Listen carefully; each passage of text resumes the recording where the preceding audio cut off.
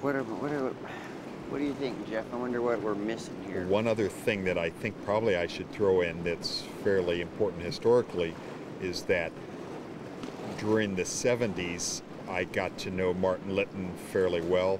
We were cooperators on several projects that Martin was working on, one of which was trying to keep waters out of the area under Rainbow Natural Bridge, and we failed on that one.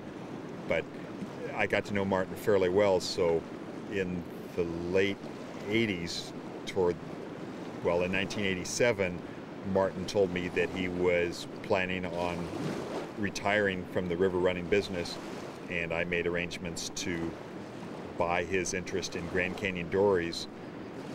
Actually, I bought this with John Vale, who's another river runner in the Grand Canyon, and I have had the pleasure of taking over the heritage that Martin Litton established with Glen Canyon Dories, so that now I'm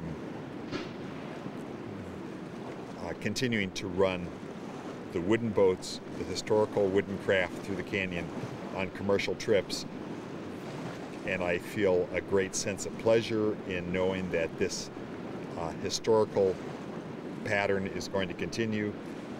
The Grand Canyon Dories, I think, are an integral part of the canyon, and I think it's a real tribute that Martin Litton is able to come on this trip and add to the historical dimension of this specific trip.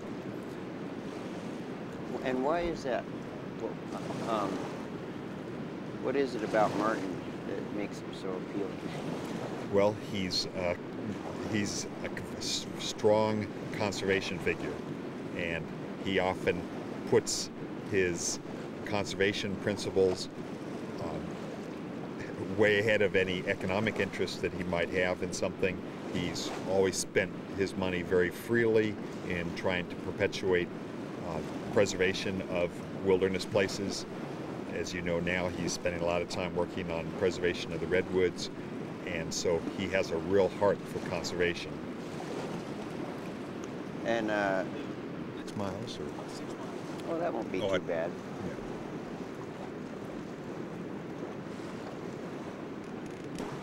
What is it about? What is it about the Dories? I mean, why would you want to keep running those silly boats that require all that maintenance and stuff? Well, the Dories are special because they're fun to row. It takes a real skilled guide to row one of these Dories through the canyon. They have a very unique ride in the rapids, and I think that is one of the joys of rowing one of these boats. And probably because they are vulnerable to rock damage, it needs a very special guide to be able to row these boats. And the guides that aspire to row Dories pretty much have graduated from some other propulsion method through the canyon, and they are the consummate river guides, the guides that really like people and love the canyon, and I like being associated with those people. Certainly photographically, the boats are outstanding. They're the most visually pleasing craft in the canyon, and I'm just very happy to try to maintain the legacy that Martin has established for us, and I like the sense of being part of history here. Is there anything about the names of them that strikes you?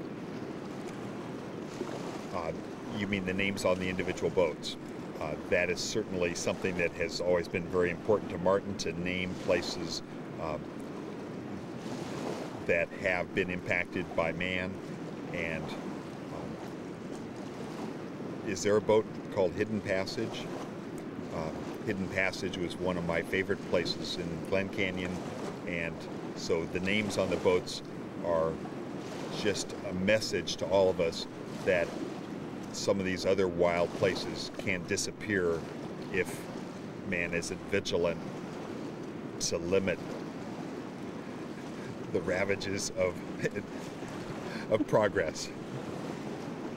I wonder if we'll ever get that figured out. it seems like the It's way. a real challenge. I mean, how do you define progress? I don't know. How would you define progress? I don't think I'm capable of defining that. But yes, certainly I like the fact that the names are on the boats, and if I had my choice, I'd name one Cathedral in the Desert. One of the beautiful amphitheaters in the Escalante that was impacted, flooded by Glen Canyon Dam, and one of those places that has been very special to me over the years. What else? What are we forgetting? Usually whenever I do one of these interviews, we shut everything down and then we walk away, and 10 minutes later I think, God, why didn't I ask this question? Or, you know, can you think of anything just regarding this occasion that we ought to say that we haven't said? Or a topic that we ought to cover in case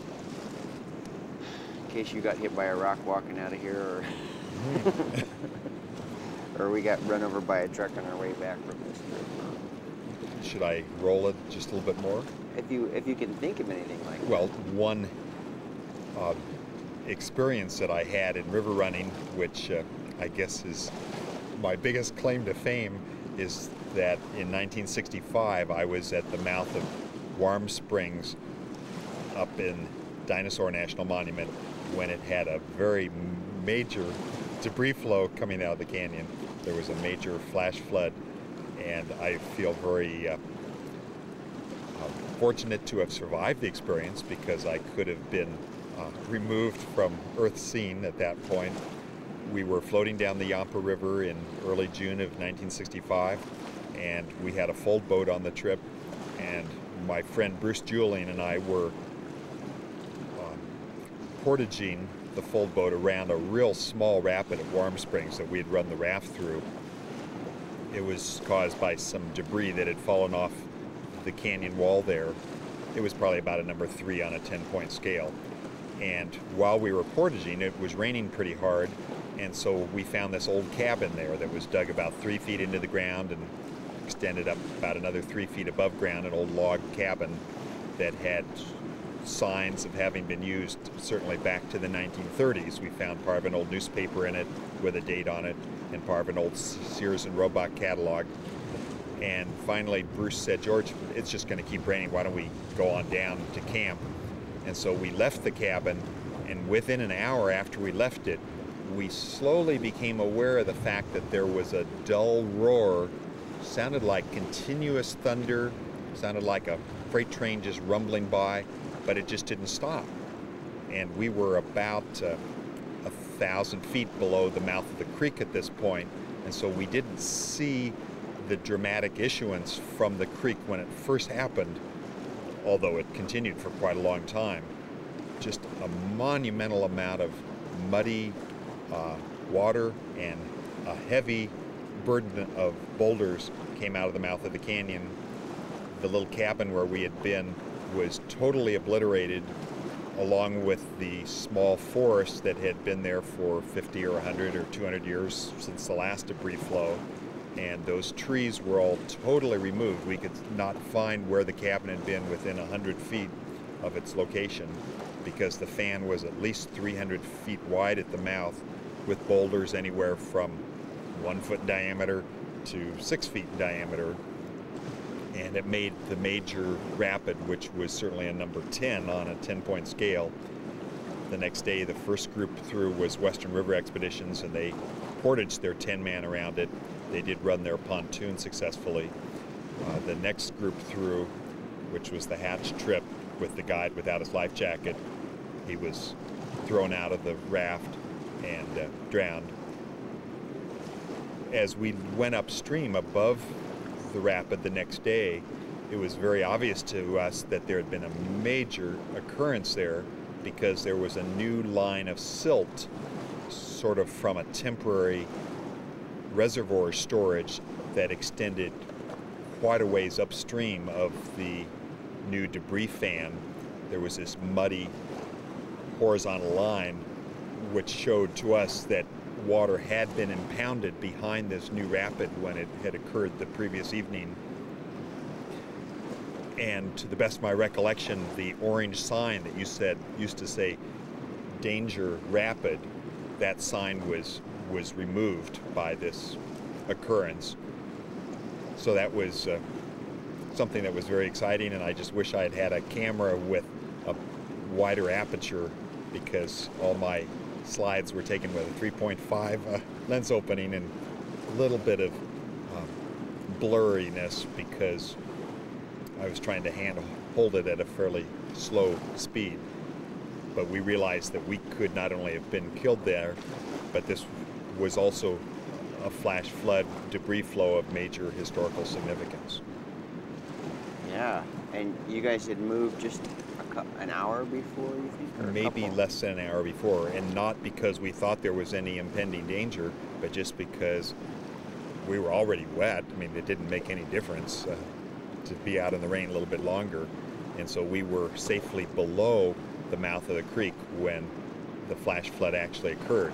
Apparently it was compounded by the fact there had been a landslide up the creek, and that had impounded a lot of water, and when that finally broke loose, then it had enough momentum to bring a tremendous amount of boulders downstream into the Yampa.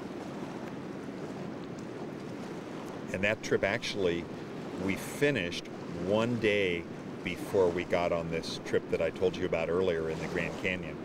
We drove all night from the takeout there at the junction of the Green River with the Yampa River, and then got on the Grand Canyon with Hatch the next day. Unbelievable. Okay, last question.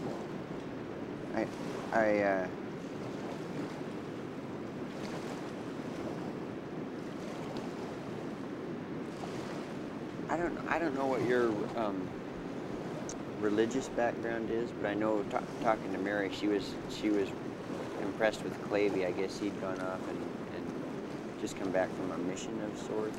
Yeah, I'm happy to say that I'm a Christian, and my 18-year-old son, I'm very thankful, is a strong Christian.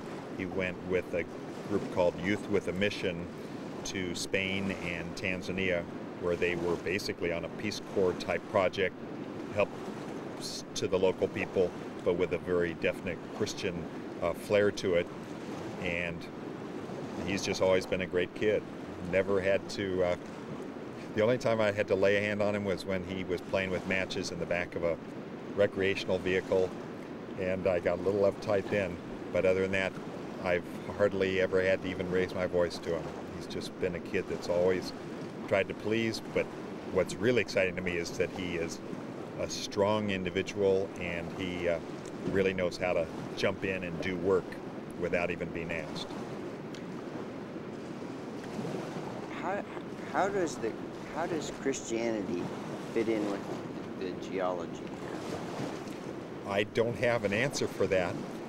There's a new book out that I haven't read yet, but it's on my coffee table at home, basically giving the creationists' story of the Grand Canyon and how it might have occurred without the tremendous numbers of billions of years that is pretty much put forth by scientists in terms of the layers in the Grand Canyon. And basically it's a question that I don't think I'll ever have answered in this life, but that isn't of tremendous difference to me. I'm awed either way. I can be awed if it did take billions of years to see the layers of rocks, or if it did get created basically in this form. That's fine by me also. But mainly, it's a tremendous creation. I have no doubt in my mind that there was a creator behind this. It didn't just happen on its own. It's a bunch of stuff to have happening. Well, what else? What are we forgetting?